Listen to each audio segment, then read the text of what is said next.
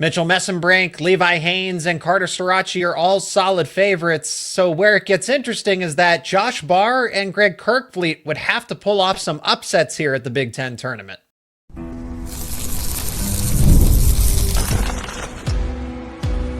You are Locked On Nittany Lions, your daily podcast on the Penn State Nittany Lions.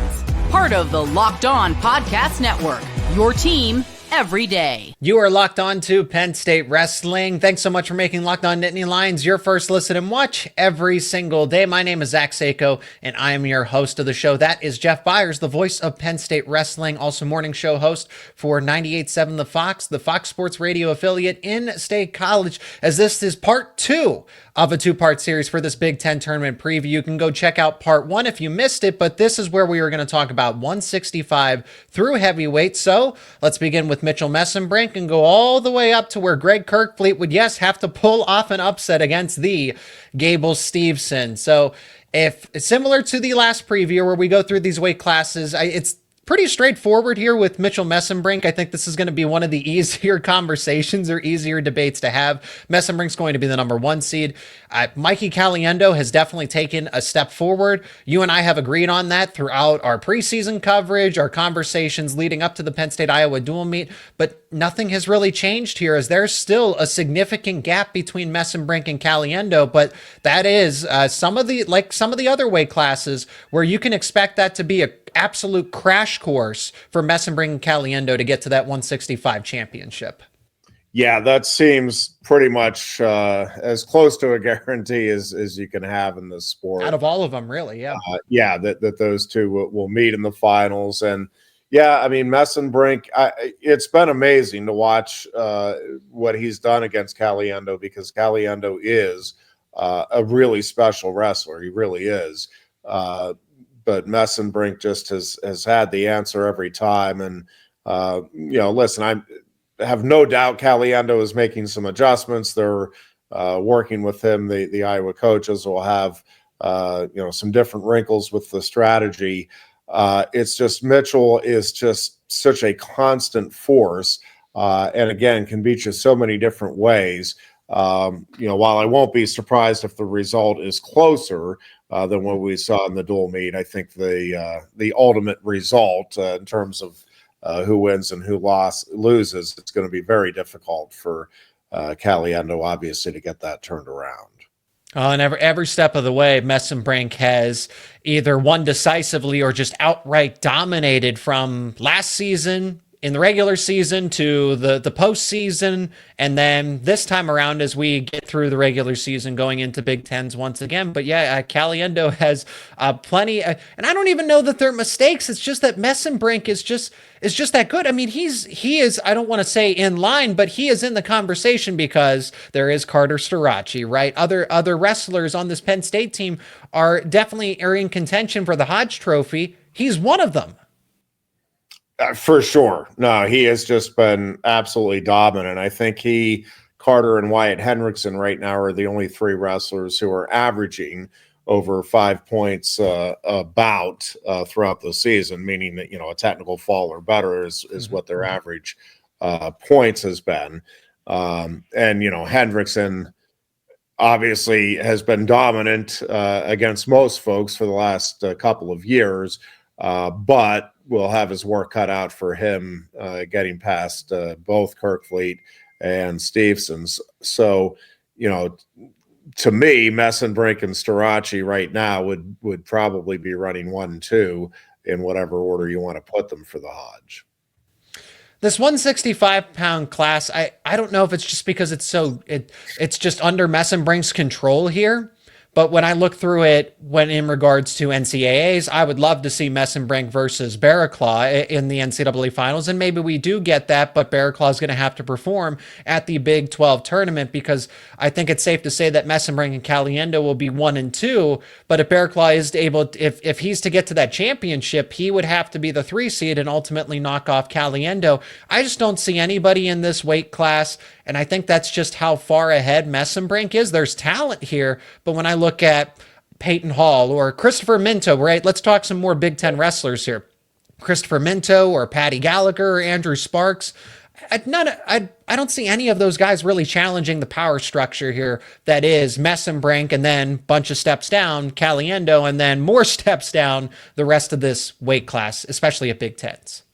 Yeah, I mean, that's certainly what it feels like going in. Now, we've seen crazy things happen over the years, unexpected results, but certainly going in, yeah, I mean, it feels like Mesenbrink has just clearly separated himself from the field here at 165. And then Caliendo has separated himself from everybody other than Mesenbrink.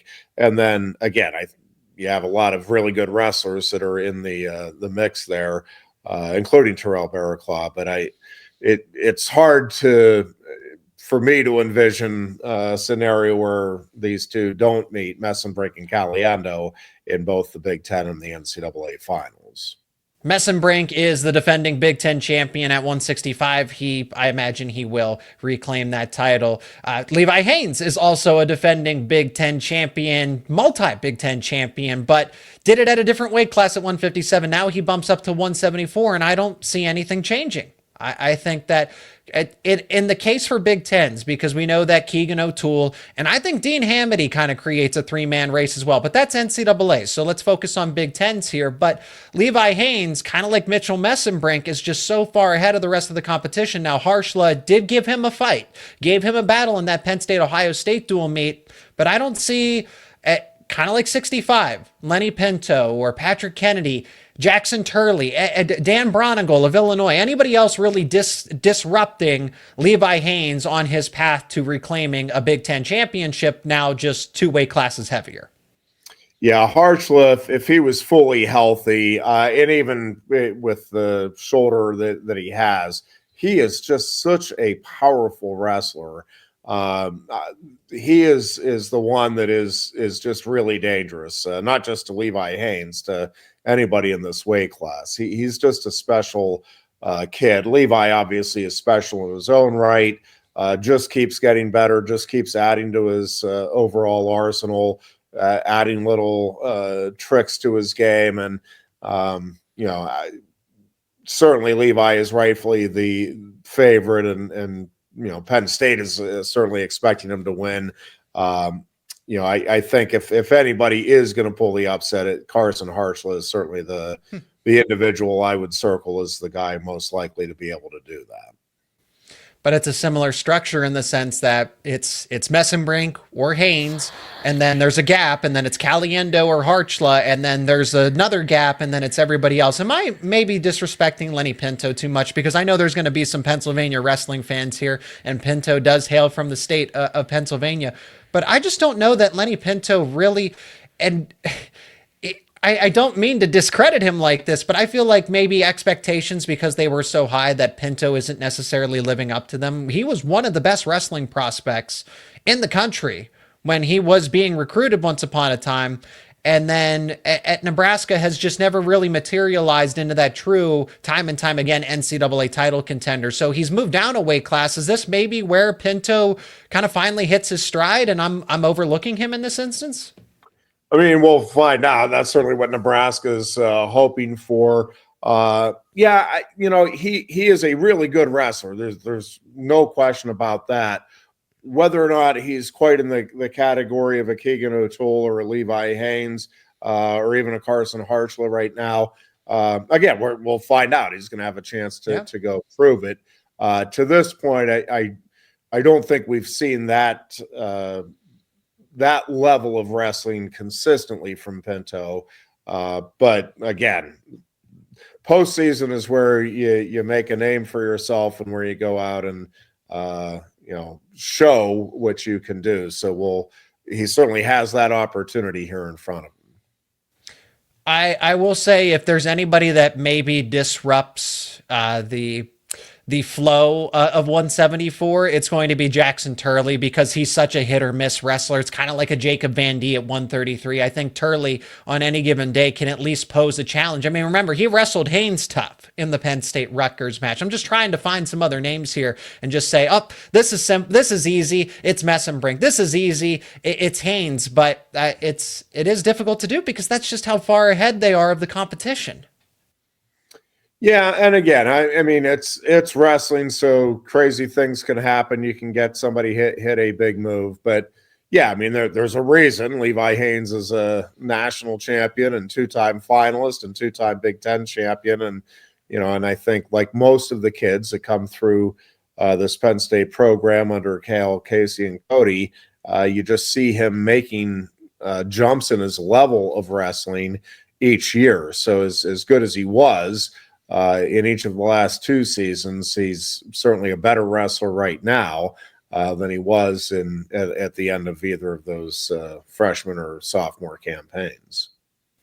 We move to 184 and 197. 84 is interesting because, yes, it's Carter Starocci's weight class to lose, but there's an undefeated freshman waiting to make a name for himself that hails from Minnesota. And could we see Starocci versus Gabe Arnold finally? We'll talk about it next here on Locked On Nittany Lions.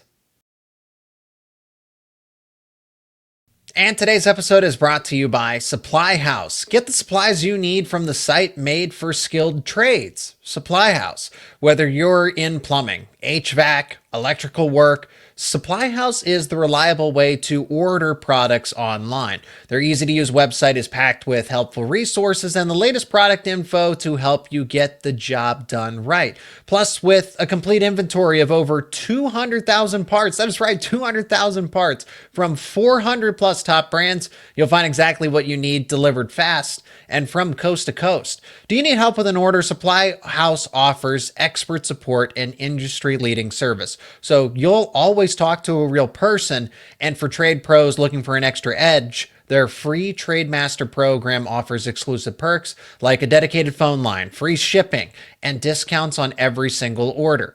Thousands of skilled professionals are already taking advantage, and now it's your turn. Join the Trade Master program today at supplyhouse.com/TM and start ordering plumbing, HVAC, and electrical supplies with just a few clicks. Plus, you can use our promo code SH5, the letters SH and the number 5 for 5% off your first order. That is supplyhouse.com. Carter Starocci is going to be the favorite at 184, but at least we get a new foe for Starocci in this sense, because he's knocked off everybody, but he hasn't met Max Mcinelli, who I'm referring to. I think has all the potential in the world. Mcinelli projects in this what I think is going to be one of the deepest weight classes for years to come, between potentially speaking, between Angelo Ferrari and Zach Ryder. And remember, Rocco Welsh is going to return at some point too next season. So 184 for the future might be the most loaded weight class in terms of NCAA finals potential here. But we get to see Max Mcinelli, since he's part of that group, early, and where he is in his development going up against a Starocci. Mcinelli's undefeated. He's 18-0.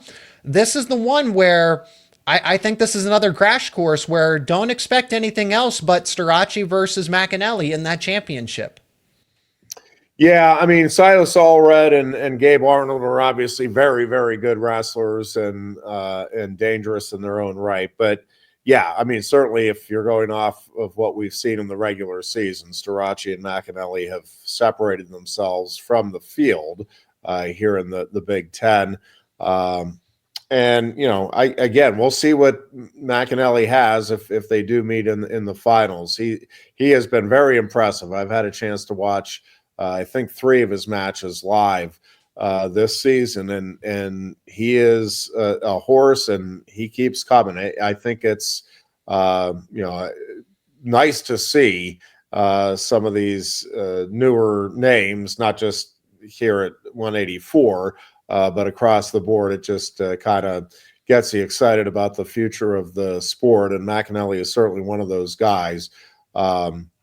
Obviously, not many people have made a fortune betting against Carter Starocci when it comes to college wrestling. Silas Allred's in there, and Max Mcinelli being a projected start. Starocci's going to be the 1 seed. We know that, which is why we haven't really brought up, kind of like the previous with part 1, where we had to say, okay, where are these wrestlers actually going to be seated? We know that Mesenbrink will be 1, Haines will be 1, Starocci will be 1, and then we'll get to 97 and heavyweight soon enough, but it will be Starocci at 1, Mcinelli at 2, Allred most likely at 3, Gabe Arnold at 4, which means that we finally get Gabe Arnold versus Carter Starocci after all of years and years of smack talk since Arnold was still at the high school level, where they, I guess, more or less get to settle this, even though I think Starocci wins this one pretty decisively at the end of the day. And then, Jeff, I think we can address the fact that there was the rumor or the speculation or the idea that maybe Iowa's better off not even entering Gabe Arnold because Angelo Ferrari defeated Dustin Plott. As amazing as that victory was, again, speaking objectively when it comes to decision-making in college wrestling, as much as I want Iowa to do that, to burn Angelo Ferrari's red shirt in the scheme of things so that he loses a year of eligibility, that is not a smart thing to do here. You go with Gabe Arnold in this Big Ten tournament. Yeah, I mean, it's one of those things where I don't know that there's enough of a difference there in terms of potential points at the NCAAs to make it a worthwhile move this season. And, I think Gabe Arnold certainly has a very good chance to get on the podium in Philadelphia. And again, could Ferrari get a couple of spots higher? Probably. But again, it's the difference between Iowa finishing second. And it's the difference for Ferrari of next season having, the weight class clear out a bit, although, I'm not sure it's going to clear out quite the way some are, envisioning. It reloads, yes. Yes, because Mcinelli, and again, Penn State is going to have probably either Zach Ryder or Josh Barr in there at 184 next year. So that 184 is going to be a lot of fun to watch here for the foreseeable future. But I mean, I think the Starocci-Arnold match now is going to feel a little anticlimactic given what we've seen Arnold do. And again, he's a very good wrestler. I just don't think at this stage of his career he's ready for the likes of Starocci or Kakaisen or probably even Mcinelli at this particular stage. It also takes away from it too when there was all of that build up. Just kind of taking verbal jabs at one another. And then Iowa just says, no, they bench you for the likes of Angelo Ferrari and justified at the end of the day because of Ferrari's just overall potential of being a future multi-NCAA champion. That's just the fact of the matter here. But you talk all that talk, and then now it just diminishes the whole scenario because of what transpired between the Iowa dual meet, or the Penn State Iowa dual meet, and the Iowa Oklahoma State dual meet as well. So it doesn't carry as much entertainment value, if you will. And Starocci called it right away. He says, well, the other guy's better. So he doesn't even look at this one as one where he can just kind of put Gabe Arnold away and finally get him to, stop throwing jabs whenever he gets a shot. So now let's go to 197 with all that being said. 197, this is where it gets interesting for Penn State wrestlers. And then going into heavyweight, Josh Barr, it should be Stephen Buchanan, Josh Barr, and Jacob Cardenas as the 1, 2, and 3 seeds because of the way Buchanan's undefeated. Then Josh Barr defeated Jacob Cardenas, and that was Cardenas' only loss. So it's pretty cut and dry here with how the seeding should be. But you're going to get a Barr Cardenas semifinal most likely before anybody even meets Buchanan, and I imagine that he'll get to the 97 championship in his own right here. So Barr, and it's not like he won by a takedown or 2 takedowns. Barr and Cardenas went to tiebreakers, so just because Barr defeated Cardenas the first time around doesn't mean that it will happen and repeat the second time around. Yeah, I don't think there's much separating these three. And again, on any given day, I think they're all capable of winning a Big Ten or an NCAA title. Yes. And I think it's going to be fun to watch. I think if you're a wrestling fan and you don't have a rooting interest, these are matches worth watching because it's pretty elite stuff. I really am interested to see what adjustments both Barr and Cardenas make after their meeting. And if he gets the opportunity, what adjustments Barr makes with Buchanan, having had that feel earlier in the season. Josh Barr, much like Luke Lildahl, Zach, to me, just has really been able to put some things together. Sometimes you got to have a match against a guy like Stephen Buchanan to maybe figure out, okay, this is exactly what I need to work on, or this is something that just isn't going to work at this level at this stage of my career, so I need to adjust. And I just think having those matches against both Cardenas during the season and Buchanan is going to pay off for Josh Barr, which isn't to say he's short of victories here. I just think he will wrestle better matches against both of them than he did during the season. Again, they may very well wrestle better matches against him as well. I just think those three are all really good wrestlers, really fun to watch, and I think any of those three are among the at least 4, maybe 5 national title contenders here in my mind in 2025. Well, and that's the conversation.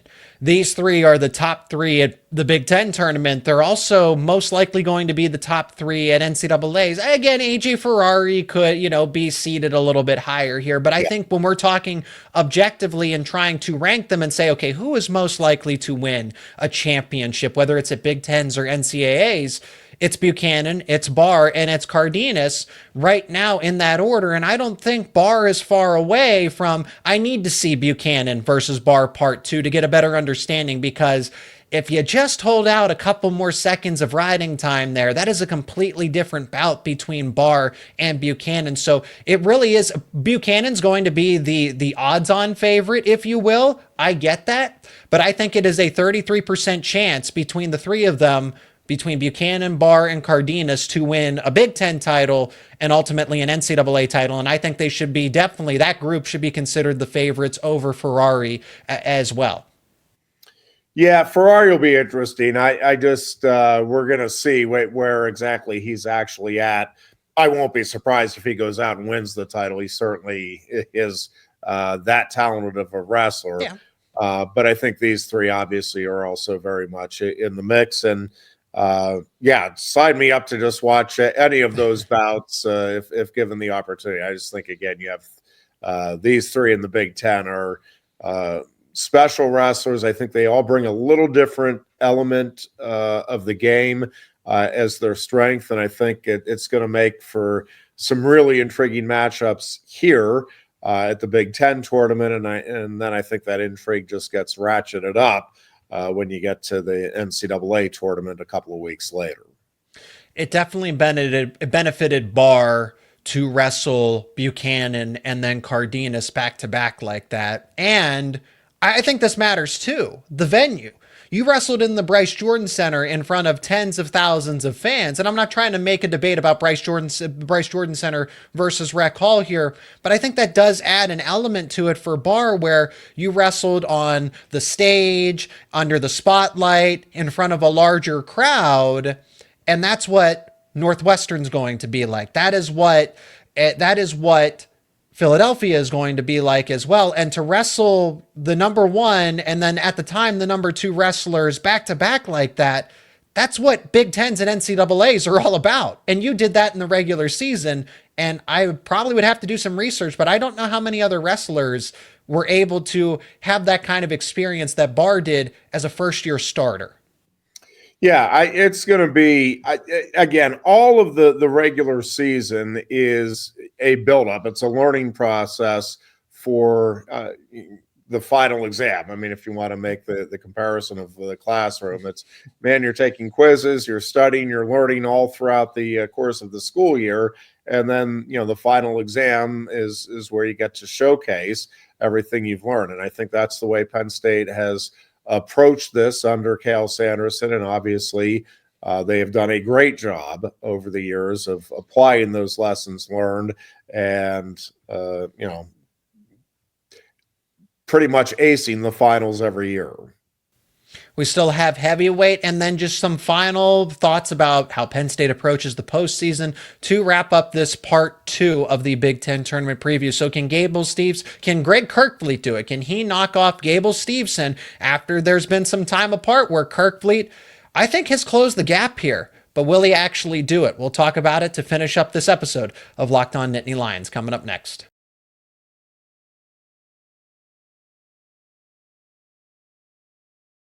Gable Stevenson returns he should be the number 1 seed. I guess you could make a debate since Kerkvliet, well, Ridge Lovett's the defending NCAA, or the defending Big Ten champion. Therefore, Kerkvliet should be the number 1 seed. But at the end of the day, Stevenson has more Big Ten wins, I suppose. Kerkvliet, and before Kerkvliet won a Big Ten title and NCAA title, it was Stevenson. And then before that, it was Stevenson. And then before that, it was Stevenson. So he returns, and expect him to be the 1 seed, Kerkvliet to be the 2 seed here.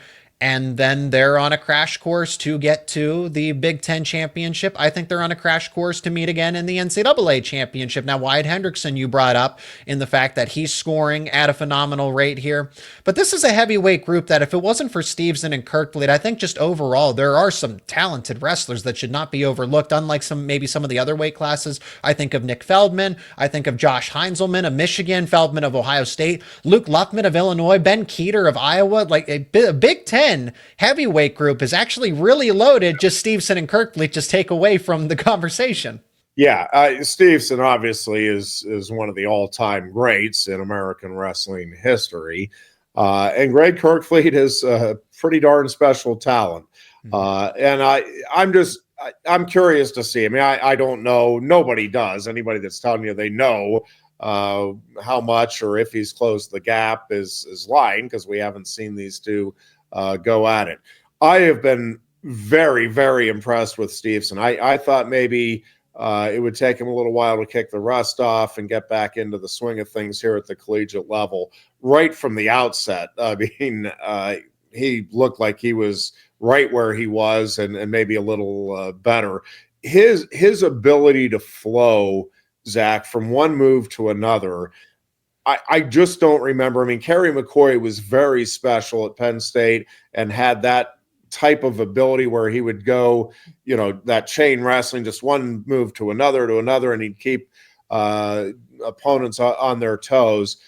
Stevenson, when you combine his size and his power, the trunk that he has, the legs and his power that he can generate, combined with the speed, the just sheer athletic force that he is, and to combine that with the savviness that he has, the confidence that he has. I mean, it's, a very, very tough out.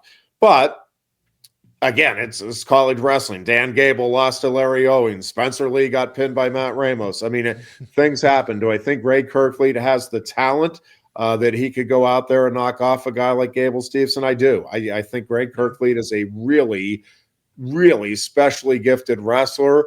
And I think, he has the mindset where it's just, hey, I'm going to go out and wrestle and we'll see what happens. And I don't think he's going to get caught frozen in the moment or anything. Now, whether or not he actually goes out and beats Stevenson, again, it's going to take a spectacular effort. But Kerkvliet, in my mind, is the only person who has any chance. How great of a chance he has, again, we're going to find out. I certainly think he has a chance. I think he has the game that can push Stevenson to the brink, and I think Kerkvliet is capable of finishing off a takedown or two, which is what it's going to take, you would think, to beat Stevenson, because hard to imagine that he won't get at least a takedown over the course of 7 minutes of wrestling. So, again, sign me up to see what happens. I'm just as curious as everybody else, but I do like where Kerkvliet's at, physically, mentally, heading into the postseason. And I think the history he has here with Stevenson should give him some confidence. Now, whether, again, he can go out and close the deal, Cael Sanderson talks about all the time. It is very different to keep about close against a really good wrestler and actually beat a really good wrestler. Lots of guys are capable of keeping it close against really good wrestlers if that's your objective. Not a lot of guys can go out and beat somebody like Gable Stevenson. Again, I think Kerkvliet has a shot going into it, but it is going to take a spectacular effort, and it's going to take a full 7 minutes of just being locked in, because if you let down for a second, Stevenson is going to be able to take advantage of that. Well, and that's just it. What is the blueprint to defeating Stevenson? Because, oh well, he's not as good on his feet. No, he is. He doesn't have a weakness. Well, you could ultimately ride him for the entirety of the match. No, you can't do that either because Stevenson's really good on bottom, and then ultimately counters. If you might as well just give him the escape so he doesn't get the reversal there. So for Kerkvliet, is it trying to go, swipe for swipe on offense? Is this a 2-1, a 1-0 match? What is the blueprint for Kerkvliet to actually pull off a win against Stevenson? Yeah, I think we're going to find out. I think certainly it's going toe to toe from the neutral position, and again, that is much easier said than done with a guy that has the talent that Stevenson does. I think the blueprint probably would be, hey, Kerkvliet is really good on top. Now, Stevenson is probably as good as any heavyweight I've ever seen at getting out from opponents' rides. But probably if you're putting the blueprint together, it would be, all right, let's get that ride going for over a minute if you're Kerkvliet.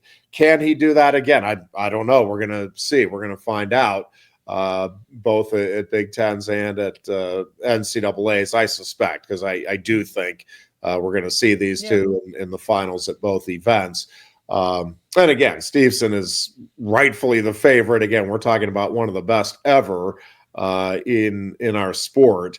But I think Kerkvliet has that type of talent, and I think at this stage of his career, he is capable of going toe-to-toe. Now, again, keeping it close and finding a way to win, two different things. We're going to find out if he can find a way to win. And then, Jeff, to wrap it all up here, Penn State just does so well at the postseason. Whether it's Big Tens, NCAAs, when they just get to these tournament settings, Cale almost has it down. It's an art, but he's got it down to a science of where Penn State's just going to dominate again. In 2024, they had 170.5 points. Michigan was the next closest at 123.5. And I think the margin's only going to get, larger here. I think it's because of where everyone's going to finish between first and second place. Of course, you had some third place finishes a season ago with Tyler Kasak and Aaron Nagel, but now you kind of bump some of those up. Some of those third place finishers turn into second place or maybe even a championship in addition to the ones you can guarantee of winning a gold here at Big Ten. So how does Penn State do it? At the end of the day, how does Cale Sanderson get them so well prepared for a postseason setting? Well, again, I think there's a bunch of things. Let's start with they recruit exceptionally good wrestlers. That helps. It's not a bad place to start. Hey, we have really good wrestlers who are capable of going out and winning championships. So that's, you start with just the recruiting process and the relationships that they develop with these guys. And listen, they have a keen eye for seeing the guys that will translate collegially, that have the right mentality, that have the right passion and mindset, and the gratitude and all of the things that non-Penn Staters get tired of hearing about. But it is part of the equation here for the Nittany Lions. And yeah, I do think part of it is that the way they approach this is that it's not, oh man, we have a bunch of pressure on us to try to go out and win. We really got to deliver. It's, can you believe we have the opportunity to go out here and compete against some of the other best wrestlers and coaches in the country? Do you know how many young kids grow up dreaming about this and how few of them actually get the opportunity to realize that dream of having the opportunity? Let's go out and take advantage of the opportunity while it's here. And, again, there's a bunch of things that go into it, but I do think that mindset of, man, we're just grateful we have the opportunity to go out here and we get to compete on the biggest stage in college wrestling. I think that is a big part of the equation. And again, technically this coaching staff is as good or better than any staff that's around. And these wrestlers are elite wrestlers. I mean, they come in with the right mindset, certainly the right skill set. I mean, these are naturally gifted guys who work their tails off to get the most out of that gift that they have for the sport.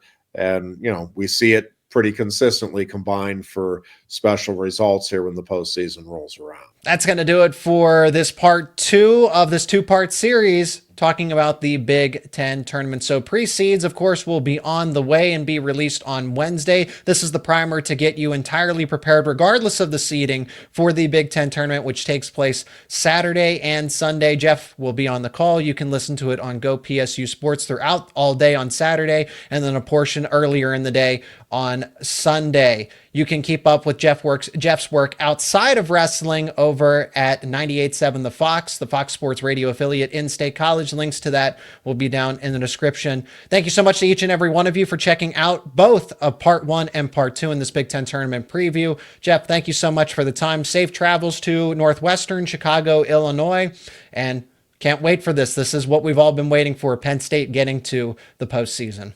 No doubt. Looking forward to it. Thanks, Zach. And again, thank you so much for checking out this episode of Locked On Nittany Lions. If you're new to the show, please subscribe to the YouTube channel and wherever you get your podcasts. Let us know your thoughts down in the comments section, and please leave a like on this episode and share it with friends and family.